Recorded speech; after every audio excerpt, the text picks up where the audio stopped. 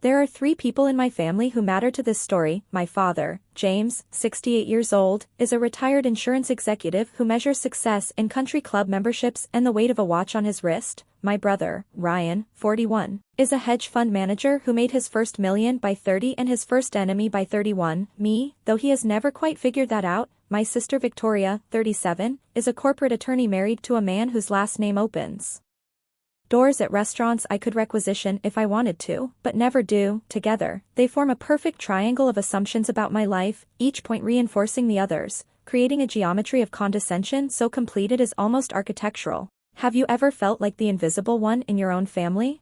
Let me know your story down in the comments. Afternoon sun at the Waterford Sky Lounge was aggressive. It poured through the floor-to-ceiling windows, reflecting off the polished silver in the crystal glasses that lined our table. We were perched 60 stories above Manhattan, overlooking the green sprawl of Central Park. But the view inside the room was far more claustrophobic. It was Father's Day, a date on the calendar that, for me, usually felt less like a celebration and more like a performance review where I was already destined to fail.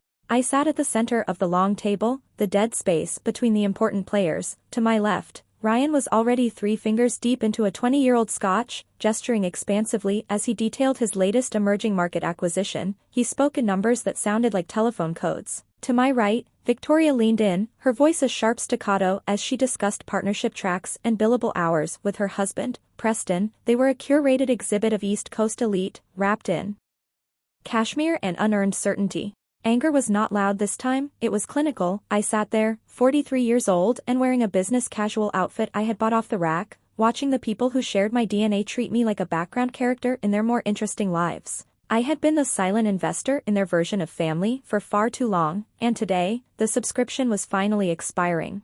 The brunch moved through its predictable, expensive courses. We ate Eggs Benedict that cost more than a junior researcher's weekly grocery budget. We drank mimosas made with vintage champagne. Through it all, the conversation flowed around me like water around a stone. They talked about private school tuitions, vacation homes in the Hamptons, and the shifting landscape of global finance. When Victoria finally acknowledged my presence, it was with that particular brand of pity usually reserved for a dying houseplant. She asked if my administrative work at the medical clinic was still keeping me busy. I told her I was still managing logistics. She patted my hand, her face a mask of patronizing sympathy, and went back to her wine. Then came the gifts. This was the part of the ritual James lived for, the moment where he could quantify our love through the market value of our offerings. Ryan went first, sliding a leather folder across the table with a theatrical flourish. He had purchased a full membership to a golf resort that cost $50,000 just for the initiation fee. My father's face lit up with a predatory kind of joy. He looked at Ryan like he was finally seeing a reflection of himself. Victoria was next. She presented a slim blue box that screamed Tiffany and Company. Inside was a rose gold timepiece with a leather band. It was the kind of watch that cost more than a new midsize sedan, roughly $150,000. James slipped it onto his wrist. Admiring the way the gold caught the Sky Lounge sun, he showed it off to the table like a trophy, ignoring the fact that he was already wearing a watch that could feed a small village for a year. It was finally my turn. I reached into my bag and pulled out a cream-colored envelope. The cardstock was heavy, and the Aegis global seal was embossed in a subtle, matte black. I handed it to my father. He took it with the kind of polite interest one shows when expecting a disappointment. He opened the flap, glanced at the card inside, and let out a small, huffing laugh. "A restaurant gift card," he said, his voice dripping with a familiar condescension. "How practical, Emily." He did not even look at the signature or the fine print. He just set the card aside on the corner of the table, next to a discarded cloth napkin, as if it were trash. A waiter nearby froze, his eyes locked on the matte black titanium. "Sir," he whispered nervously, "that restaurant that Aegis seal, do you realize it means this entire floor is at your disposal?" James waved him off dismissively. "It's a mistake. It's just a gift card. Leave us." He did not thank me. He did not ask what it was. He just turned back to Victoria to discuss the movements of the rose gold watch. I did not reach for the card. I did not try to explain that the plastic inside that envelope was forged from titanium and contained a microchip that provided access to the most advanced medical technology on the planet. I did not tell them that billionaires spend decades on waiting lists just for a 10-minute consultation with the researchers who report directly to me. Instead, I pulled my slim, matte black tablet from my bag and set it on the table. Ryan let out a long, theatrical sigh. "Still doing paperwork on Father's Day, Emily?" He asked. I did not look up. I told him I was just managing some essential logistics. My thumb hovered over the encrypted Aegis icon. I initiated a comprehensive security protocol review for every medical clearance associated with my family's private profiles. This was not an emotional outburst. It was an audit. I was looking at their lives through a lens of raw data. I watched the status bars move across the screen, a silent digital predator stalking through their medical history. I had been the silent investor in their version of family for too long, and now I was starting the process of closing the account. I kept wondering what I had ever done wrong to deserve this level of dismissal, but the truth is simpler and far more clinical. My family is trapped in the mechanism of cruel normalization. They have frozen me in a mental photograph taken when I was 12 years old, the quiet middle child who existed only to fill the gaps between their louder, more demanding personalities. They do not see the woman who oversees $20 billion in medical research. They see a girl who follows instructions. This psychological freezing is a safety net for them. By keeping me in an old, inferior role, they protect their own fragile egos. If I am the permanent failure, then Victoria's billable hours and Ryan's leveraged acquisitions feel more substantial. They need me to be the anchor of their condescension. It validates their overpriced existence. For 20 years, I have allowed them to treat me like a footnote in their biographies because it was easier than fighting for a recognition I did not actually need. But today, the architecture of their neglect has finally collapsed under its own weight. I looked at James. He was laughing at a joke Ryan made about a rival hedge fund manager. My father looked healthy enough, but the Aegis biometrics on my screen told a different story. A hidden ailment was already beginning to weave its way through his system. It was a condition that no amount of country club memberships or rose gold watches could cure. I had spent 3 weeks preparing his gift, a lifetime pass to the only experimental treatment that could save him, a treatment I had personally authorized. I sat there, watching the status bars on my tablet turn from green to amber. I was not feeling sadness. I was not feeling panic. I rubbed my eyes, trying to summon even a flicker of regret, but there was only the cold clarity of a balance sheet. I was a silent investor who was finally pulling her funding. In my head, their voices were already starting to sound like background noise, distant and irrelevant. I was no longer the daughter who was grateful for scraps of their attention. I was the person holding the only currency that actually matters when the lights go out. I looked at the table, at the three of them, and realized I had been the silent investor in their version of family for far too long. For 20 years, I have worn this camouflage of being the reliable clerk, the administrative afterthought who was just organized enough to keep the house running after my mother died. I watched them build their lives on a foundation of my invisible support, while they used my silence as a mirror to reflect their own supposed greatness. They think they are powerful because they possess things, but they are trapped in a fundamental misunderstanding of what power actually is. They have the country club memberships, they have the $150,000 rose gold watches, they have the $1 million bonuses, but this is the illusion of power from an empty wallet. There is a vast, clinical difference between having and being. My father has an expensive timepiece, but he does not have more time. Ryan has a hedge fund, but he does not have the respect of his peers. Victoria has billable hours, but she does not have the authority to change a single human life. Their power is extrinsic, a collection of toys that can be lost in a market crash or a messy divorce settlement. I, on the other hand, am the director of Aegis Health Global. I do not just have a budget. I administer $20 billion in research that will define the next century of human survival. My power is intrinsic. It is built into the protocols I wrote and the global networks I established. When I walk through the halls of our research facilities in Geneva or Singapore, the air changes. People do not look at my watch. They look at my signature. They know that a single word from me can launch a decade of scientific discovery or shut down a failing operation worth hundreds of millions. I have spent 2 decades funding their failures while they mocked my success. When Victoria was sobbing in her apartment over her first failed bar exam, I was the one who quietly wired $15,000 to her account to cover a private tutor and her rent. She still thinks that money was a gift from our father. It was not, it was me. When Ryan's first venture nearly collapsed into a federal investigation 10 years ago, I was the one who moved the logistical mountains required to bury his incompetence. I did not do it because I loved them. I did it because it was easier than dealing with the emotional noise of their public shame. In their world, everything has a price tag. In my world, everything has a value. They have spent 20 years looking at my business casual outfits and my practical vehicle and deciding that I was the one who had not quite figured it out. They could not conceive of a success that did not scream for attention. To them, if it is not visible on a luxury car or a country club roster, it simply does not exist. But as I sat there, 60 stories above the city, I realized that my compassion had been a Luxury they had overdraft for too long, the line of credit is closed, I am no longer the silent investor, I am the auditor, and the reconciliation of their accounts is finally beginning. Ryan leaned forward, the ice in his 20-year-old scotch clinking against the side of the glass. He had that look, the one where he was about to do me a favor that was actually a calculated insult. He had just spent the last 10 minutes detailing his $20 million bonus, a figure he threw around like a weapon to ensure everyone at the table knew who the dominant predator was. You know, Emily, been thinking, he began, his voice thick with unearned pride and the smell of expensive peat, my firm is expanding at a rate that even our competitors can't keep up with. We are looking for people who can handle the overflow of administrative work. I could probably get you an interview for a receptionist role, maybe even a junior office manager if I pull some strings. The pay would be significantly better than whatever that little local clinic is giving you. You would finally have a career with some actual upward mobility instead of just treading water in some forgotten administrative basement. He laughed then, a sharp, metallic sound that cut through the low hum of the Sky Lounge. It was the sound of a man who believed his bank balance was his personality. Victoria chimed in, swirling her $200 glass of vintage Pinot Noir with the practiced elegance of a woman who measured her worth by the labels on her clothing. Oh, Ryan, that is so generous of you, she said, her voice dripping with that familiar brand of patronizing sympathy. Emily, you really should consider it. Look at you, you are 43 and still wearing off-the-rack business casual. You deserve a lifestyle that does not scream middle management. You have always been so quiet, so tucked away, but perhaps a change of scenery in a real professional environment would finally wake you up.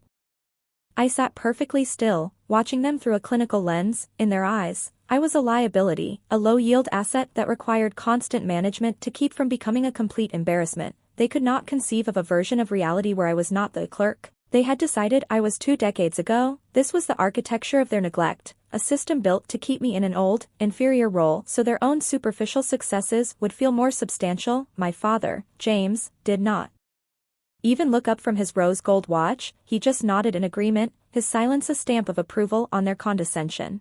I took a slow sip of my water, my eyes fixed on Ryan's golden boy of facade. I was not feeling anger, I was feeling the cold satisfaction of a researcher watching a virus behave exactly as predicted. They were sitting 60 stories above the city, nursing their expensive drinks and their unearned egos, completely unaware that the woman they were offering a receptionist job to was currently running a protocol review that could effectively erase their medical existence from every elite network in the hemisphere. My compassion had been a luxury they had overdraft for too long, and as Ryan began to joke about my administrative skills, I realized that the reconciliation of their accounts was not just necessary, it was inevitable. I did not answer a single one of them. I simply tapped the execute button on my tablet and waited for the real professional escalation to begin.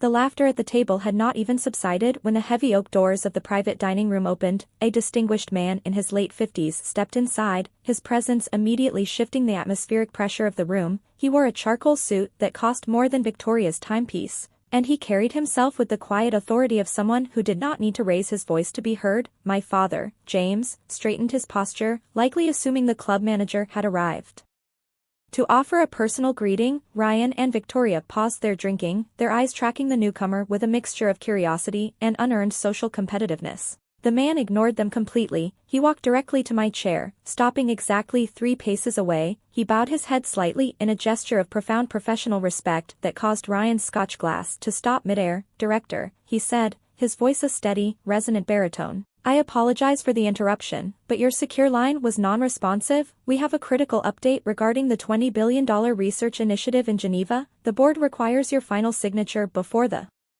markets open tomorrow.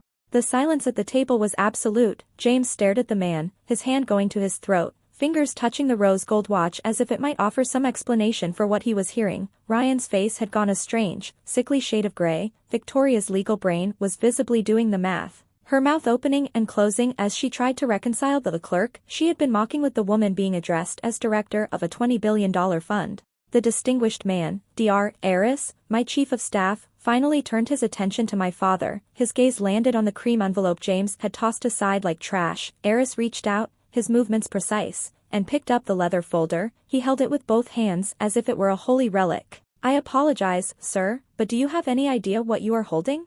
He asked, his tone shifting from respectful to something just shy of clinical contempt. My father cleared his throat, his voice cracking slightly. It is a restaurant gift card, he managed to whisper. Eris opened the folder, showing my father the embossed seal and the matte black titanium card inside. Sir, this is the Aegis Global Titanium Access Pass. It is not for a restaurant. It represents permanent, lifetime access to the most exclusive experimental medical facility on the planet. Only the director herself can authorize this level of clearance. Most heads of state spend years on waiting lists just for an initial consultation with the specialists who report directly to your daughter. He set the leather folder down in front of my father with a gentleness that somehow made the gesture more damning. He gave James a look that was both analytical and lethal. You thought this was practical, sir? Money literally cannot buy what is on this table. It represents power over the only currency that matters when a man reaches your age, the power over survival. Eris turned back to me, waiting for my command. I took a slow sip of my water, watching the golden children of the family implode in real time. The foundation of their condescension had not just cracked, it had been pulverized. I rubbed my eyes, not with sadness, but with the clarity of an auditor who had just seen a massive deficit in their integrity. This was not revenge, this was accounting, and the professional escalation was only beginning. Eris did not step back, he remained at the edge of the table, his presence a cold reminder of the professional world they had spent decades pretending I was not part of. He looked at James, then at Ryan, who was now trembling so violently his scotch spilled onto the white tablecloth. There is a secondary reason for my visit, sir, Eris continued, his voice dropping to a register of pure, lethal fact. Your application for the Aegis Experimental Longevity Program was processed 6 weeks ago. It was flagged by our internal security and immediately rejected. James looked up, his eyes glassy and unfocused. Rejected? He whispered, why?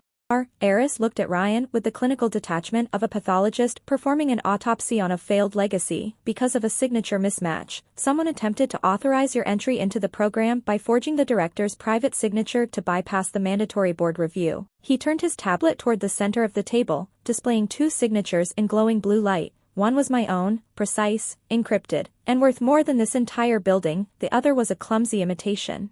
That Ryan had clearly thought was enough to fool a system I built from the ground up.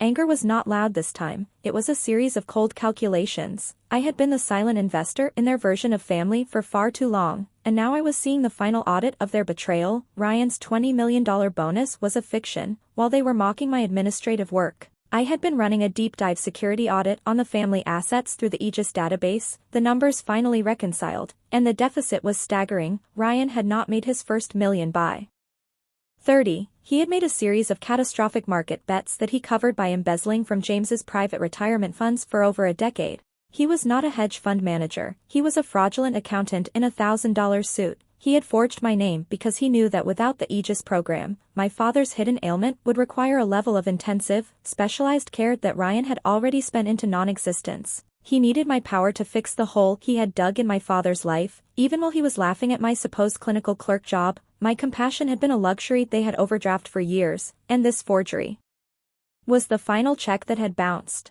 Victoria looked at her brother, her legal mind already identifying the specific felony counts: forgery, grand larceny, and systematic elder fraud. She did not try to defend him, she was already mentally drafting a formal distance from the blast radius of his implosion. James looked at the rose gold watch on his wrist, the one Victoria had given him with money that likely came from a credit line I had indirectly secured, and I saw the moment the architecture of his pride finally turned to ash. I rubbed my eyes, trying to summon even a flicker of regret, but there was only the cold clarity of a finished balance sheet. This was not a breakdown, it was a reckoning. My brother was not just ungrateful, he was a criminal. My father was not just a narcissist, he was a victim of the very greed he had raised Ryan to embody. This was no longer a family dinner, it was the execution of a professional judgment, and I was the only one in the room with the authority to deliver the sentence. James looked at the matte black titanium card as if it were a mirror reflecting the last 20 years of his own failures. The silence in the Sky Lounge was no longer elite, it was suffocating. My father's hand, the one currently wearing a $150,000 rose gold timepiece, began to tremble as he reached for the folder he had discarded moments ago like garbage. He looked at me, his eyes red and glassy, the narcissistic certainty finally draining from his face. Emily, he whispered, his voice cracking like dry parchment. Please, I did not understand. We're family, Ryan was just joking, we can fix this. I did not answer. I sat there with the clinical detachment of a lead researcher observing a terminal patient. I was not feeling sadness, and I certainly was not feeling mercy. My compassion had been a luxury they had overdrafted for decades. And the reconciliation of this account was long overdue. I looked at him and remembered the day I brought my medical school enrollment papers to his study 20 years ago. He had not even looked up from his golf bag. He had signed with a distracted hand, a signature that said I was a phase, not a future. He was late for a tea time, and my entire life had been a footnote to his handicap. You signed my future with a distracted hand because you were rushing to a golf course, I said, my voice calm, factual, and lethal. You spent 20 years looking at my business casual and my logistics work and decided I was a low-yield asset. You've frozen me in the role of the quiet middle child because it made your own superficial success feel more substantial. James reached for the card, his fingers fumbling. Give me the access, Emily, Dr. Aegis said you're the only one who can authorize it. I'm your father. I slid the titanium pass across the table, watching it catch the Manhattan sun one last time. You can have the card, Dad, but you should have read the fine print before you tossed it aside. That card provides access at the director's discretion, and 5 minutes ago, while Ryan was offering me a receptionist job at his fraudulent firm, I used my tablet to transfer that discretion. I have officially transferred my authority to a new foundation for overlooked students, the ones who do not have wealthy fathers or hedge fund brothers to bail them out. You have the card, but you do not have the clearance. I already gave you the cure for your arrogance. You just thought it was a restaurant gift card. Ryan was staring at the table, his $20 million bonus revealed as a zero-sum game of embezzled retirement funds. Victoria was already reaching for her phone, likely trying to find a legal loophole that did not exist in a $20 billion global network. They were not shocked by their own cruelty, they were shocked that I had stopped playing along.